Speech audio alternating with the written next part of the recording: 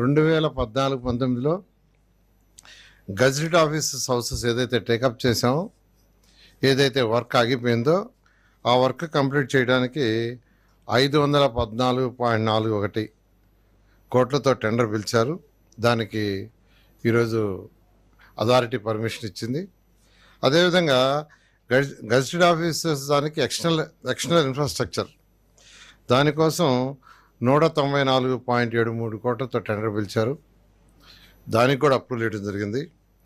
అదేవిధంగా non gazette officers అవి 9 టవర్లు. ఆ 9 టవర్లకి 506.67 కోట్లతో టెండరు ఇచ్చారు. దానికి కూడా యాక్చువల్గా అప్రూవల్ ఇచ్చారు. అదేవిధంగా నాన్ గజెట్ ఆఫీసర్స్ మరొక 12 టవర్లు ఉన్నాయి. వాటి ఇన్ఫ్రాస్ట్రక్చర్ ఉంది. దానికి 517.10 కోట్లతో టెండర్లు పిలిచారు. దానికి అప్రూవల్ ఇవ్వడం జరిగింది. మొత్తం మీద గజెటెడ్ నాన్ గజెటెడ్ తీసుకుంటే 4 ప్యాకేజీలు. 4 ప్యాకేజీలు కలిసి 1732.31 crores. 1732.31 crores-తో అప్రూవల్ ఇవ్వడం జరిగింది. తర్వాత వాటర్ ట్రీట్మెంట్ ప్లాంట్ 190 MLD-తో ఒకటి ఎస్టాబ్లిష్ చేస్తున్నారు. దానికి 560.57 కోట్లతో యాక్చువల్గా టెండర్ ఇవ్వటం జరిగింది. దానికి కూడా యాక్సెప్ట్ చేశారు. అది 5 years ఓఎండ్ఎం ఉంటుంది దానికి. అదేవిధంగా ఓవర్ హెడ్ ట్యాంక్స్ అంటే మామూలుగా వాటర్ ఇళ్లలోకి రావాలంటే కొన్ని ఓవర్ హెడ్ ట్యాంక్స్ కట్టి దాని నుంచి ఇవ్వాలి. 15 అటువంటి వాటికి యాక్చువల్గా 494.86 కోట్లతో టెండర్ ఇచ్చారు. దాన్ని కూడా యాక్చువల్గా అప్రూవ్ చేయడం జరిగింది. ఇది కాకుండా నేషనల్ హైవే కలపటానికి మనకి E1, E2, E3, E4 అలా E16 రోడ్స్ ఉన్నాయి. వీటిలో కొన్ని రోడ్లు నేషనల్ హైవే కలుపుతాం.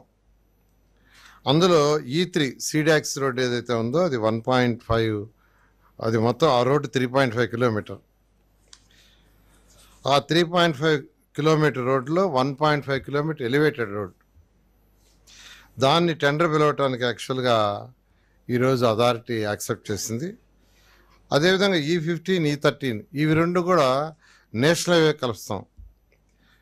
సో E15 వచ్చి 3.98 కిలోమీటరు, దానికి 70 కోట్లు యాక్చువల్గా. E13 వచ్చి 4.10 కిలోమీటరు, అది 384.78 crore. వీటికి కూడా యాక్చువల్గా ఈరోజు అథారిటీ యాక్సెప్ట్ చేసింది. ఇది కాకుండా ఈరోజు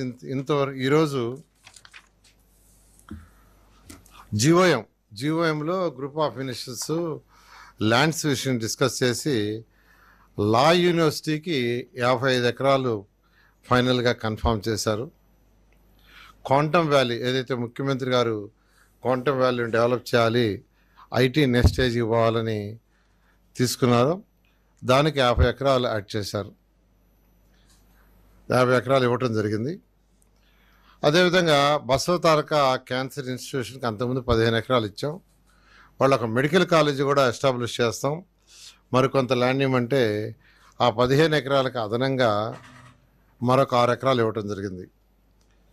అదేవిధంగా ఇన్కమ్ ట్యాక్స్ డిపార్ట్మెంట్ వాళ్ళకి 0.78 acres ల్యాండ్ ఇవ్వటం జరిగింది.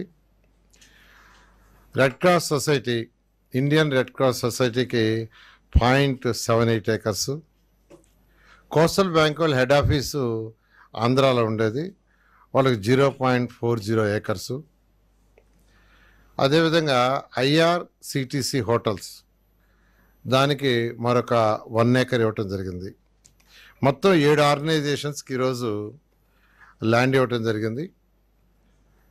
అంతకుముందు 64 ఆర్గనైజేషన్స్కి యాక్చువల్గా ల్యాండ్ ఫైనలైజ్ చేసాం.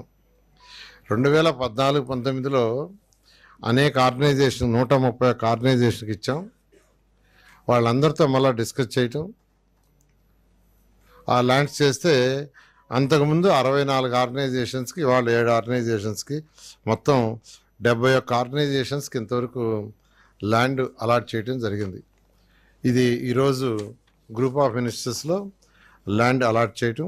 అదేవిధంగా అథారిటీలో ఏదైతే టెండర్లు ఉండే ఆ టెండర్లు యాక్చువల్గా కొన్ని పిలిచేశారు, కొన్ని పిలవటానికి పర్మిషన్ ఇవ్వడం జరిగింది.